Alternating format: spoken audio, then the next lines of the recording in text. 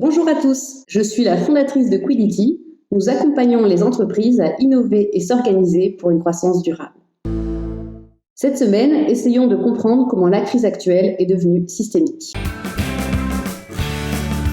Cela ne vous a pas échappé. La crise actuelle a pour origine un déséquilibre de la strate environnementale. Un agent pathogène du règne animal faisant partie de notre écosystème environnemental, ici un coronavirus, est transmis à l'homme. Cette transmission de maladie d'un animal à l'homme, appelée zoonose, existe probablement depuis l'époque des chasseurs-cueilleurs. Elle est favorisée par la sédentarisation des populations et la proximité de celles-ci avec les animaux sauvages.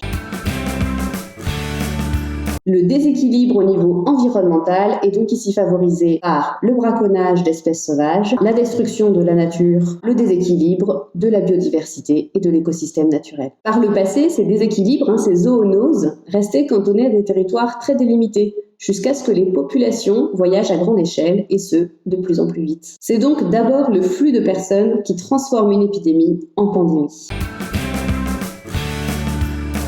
Cela devient un problème de santé publique, mais aussi politique, car les hôpitaux sont vite saturés et les gouvernements sont en première ligne pour agir. Les États veulent donc freiner la propagation du virus. Ils confinent, ils jouent donc sur le flux de personnes, ils ferment les frontières et restreignent les importations de marchandises, ils jouent donc sur le flux de produits. Ces flux diminués impactent à leur tour la strate économique. Les conséquences de la diminution de ces flux sont qu'il y a baisse de l'offre, les usines ne tournent plus, mais aussi de la demande, on consomme moins quand on est confiné ou quand on a une baisse de pouvoir d'achat. Les salariés des entreprises à l'arrêt sont mis au chômage partiel et des secteurs entiers battent de l'aile. La crise se propage à l'économie réelle.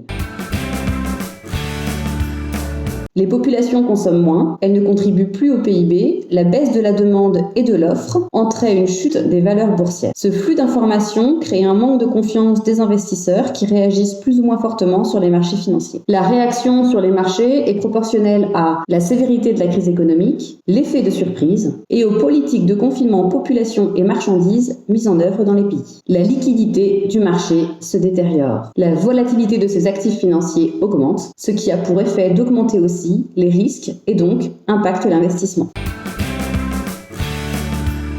Les banques centrales sont en première ligne pour préserver la stabilité globale de la strate financière. Mais les incertitudes quant à la rentabilité des banques pèsent sur l'équilibre financier global. Et donc, on peut le dire, la crise a touché toutes les strates, elle est systémique. Voilà, j'espère que cette vidéo vous a plu. Vous pouvez la retrouver sur le site de Quiddity. Comme d'habitude, vous retrouvez toutes les infos et les sources en description.